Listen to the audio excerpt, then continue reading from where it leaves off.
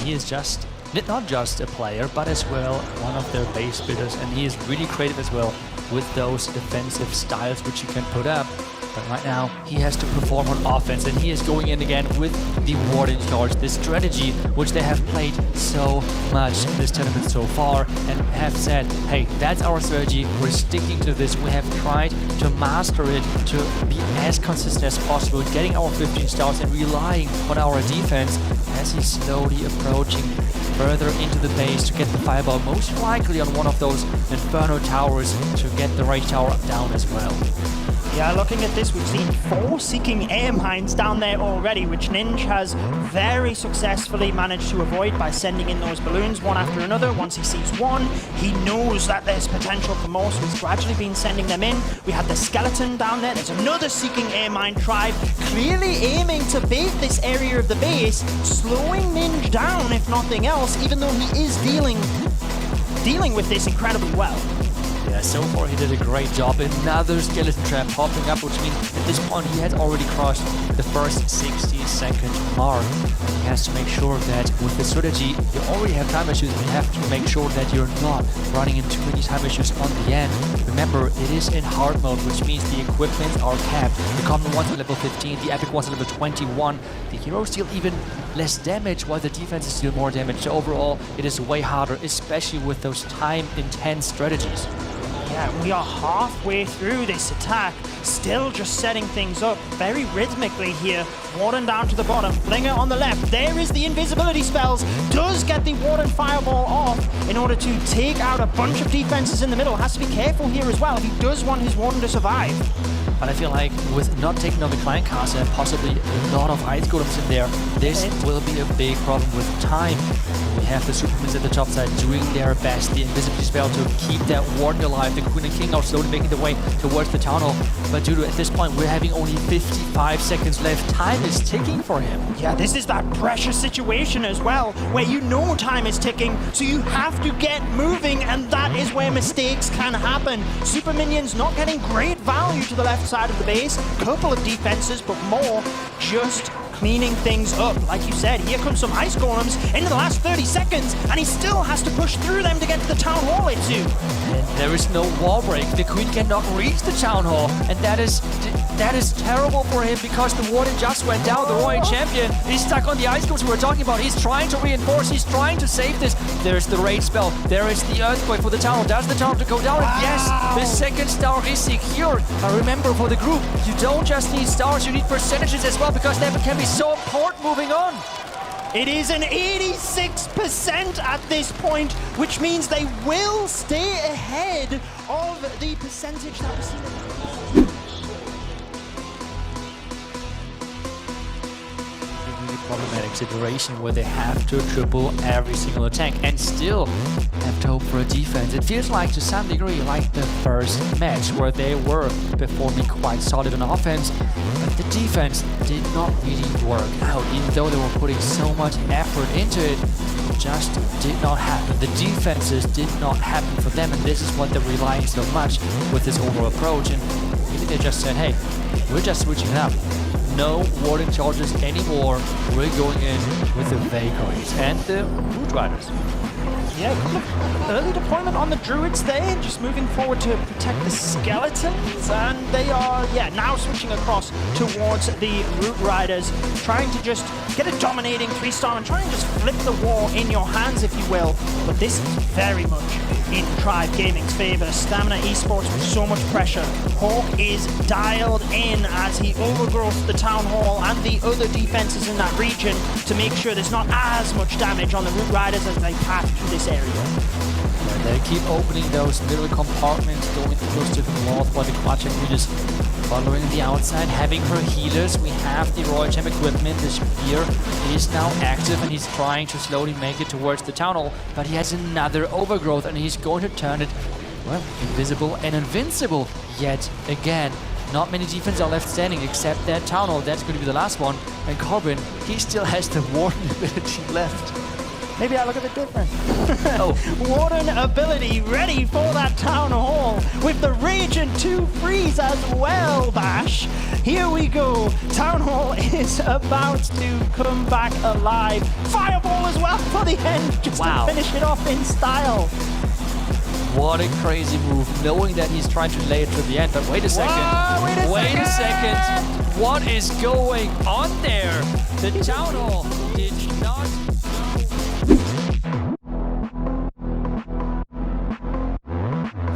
Drilling against Tribe Gaming. It is going to be the Super Barbarians.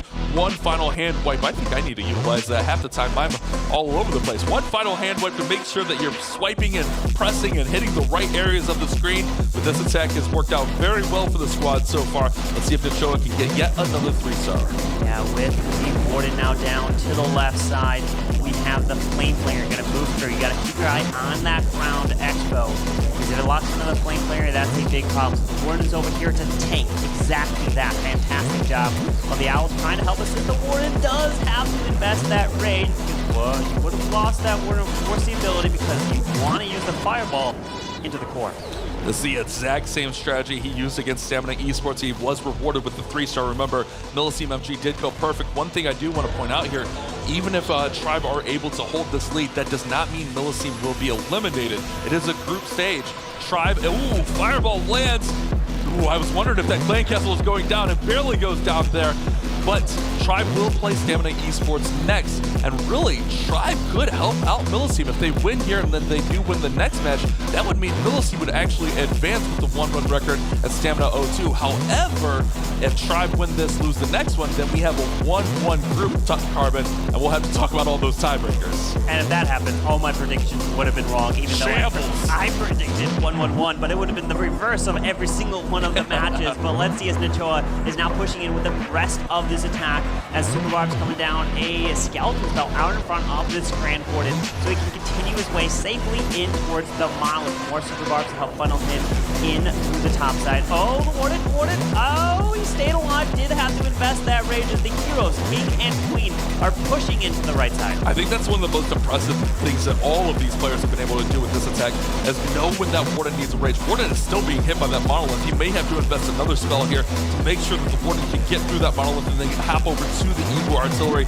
Warden looks actually fine. It's only the Monolith on him, so he will be good there. But the Town Hall has not been destroyed yet. It's the World Champions being deployed from the bottom. Rages her up, throws that Rocket Spear. She should have no issues getting over and taking out that Town Hall. And this Rage of RC is getting fantastic value, including the Town Hall. Some ground skeletons coming over at the last minute, but that Rocket Spear snipes the Town Hall as he continues his way around with a couple Super Barbs left, a freeze and an invis, but the RC has gone down.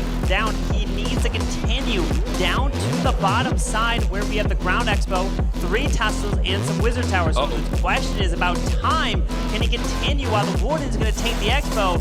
He's got to continue his way in. I was keeping an eye on that storage in the middle, but the Phoenix picks that up. That could have been devastating. Time is a big factor here. 17 seconds remain. He's got a few troops to deploy. Get him in, Nachoa. Queen is working. Warden is working. It is 10 seconds remaining. 10% of the base yet to be destroyed. Can Nachoa get the 3-star? Will it be a second defense for Tribe Gaming? Wow, that's now 2 defenses.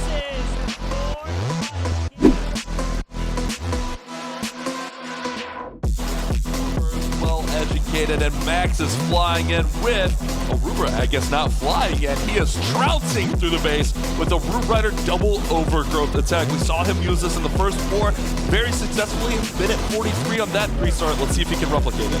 With that Queen behind the Ice Golem and the King going in this compartment, we do have 2 overgrowths to be deployed.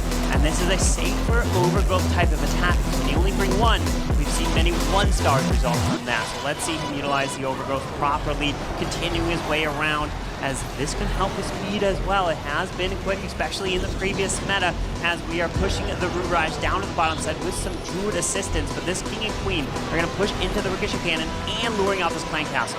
Root Riders trampling and trouncing right on through on their way to the Eagle Artillery. Uses the overgrowth to go ahead and take some of that damage off the Archer Queen. Now those Ice Golems holding things up. Great freeze there on the Ricochet Cannons. The Queen didn't get taken down too low. The issue here is those ice golems freeze things up. Queen needs to get the ricochet cannon. Things are fading here. This is looking a little risky. Oh, he's continuing to push through here. The Queen is gone. There is the next overgrowth. Does clip the monolith and the town hall together, but he rages leading into the core of the space. The Royal Champion still has ability. One rage and a freeze still left, but the town hall remains. Not too many troops left into the core, but does have the assistance of this Grand Warden. Max has to push through here. The back end of this base, not only is the town hall there, but the monolith, the enemy king. This could be very, very tough for him to get through, as he does not have many troops left. The most important thing is get this town hall, run up the percent. Carbon, this is going to be our first defense of the match, as Max falls short against Rakira's base, and Tribe Gaming look to push into the advantage.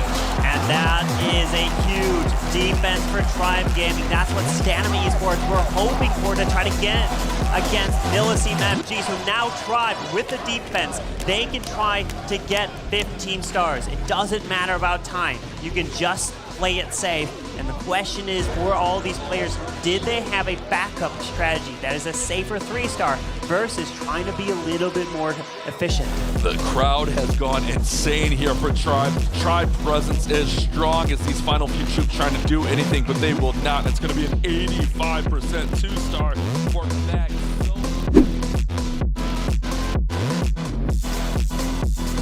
Of the World Championship, General X is coming in with a Lalo. We're going to see the Earthquake boost being used across the board in so many attacks. And we have the Rocket Spear with the Sinking Shield on that Royal Champion. And we're starting off with a Sneaky Goblin to help set that final Baby Dragon to the top side. We got the King, Ice Golem moving in to go towards this Ricochet Cannon, as the Queen has also been deployed. He's finding a lot of threats right away. Those Tesla are popping up. This is going to push the King a little bit in the wrong direction. He's supposed to go into this export compartment, which he just opened. He's losing as well a lot of hit points, so this ability might not really open up. Never mind, he's getting that compartment open. This entire compartment is just gone right away. The RC does get a few shots off onto the board to the outside. One shot takes out that model, continuing this push through. The Queen is trying to stay alive, but still has her ability to be used. The poison spell, and compared with that, King was able to didn't take out all the Ice Golem there, but the Phoenix did finish it off.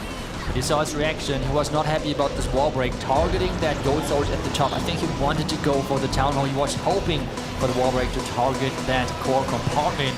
But with the gold sword alive, this did not happen. He has now to invest a blimp for that town hall takedown, but he did not catch the lava out with the ward ability. Did not, but he does invest the rage, and the blimp is going to get pushed a little bit closer to the town hall. Yeti's coming out. Town hall's been secured. That's the 2 stars, freezing up the scatter shot, continuing his way to the left side. But the defensive Queen is still alive to the bottom side. He's shaking his head, but that's not going to matter, because, ladies and gentlemen, Synchronic Gaming are going to be winning the 2024 Superfest World Championship. Congratulations to General X and all of Synchronic. And we hear the crowd go wild, cheering for their MVP, cheering for General X with this last attack. The wall break did not happen, and this has cost him on the power on the back end, but still, they are going to win this match. They are going to finish on 14 stars versus Tribe Gaming and holding them back to 11 stars, which is an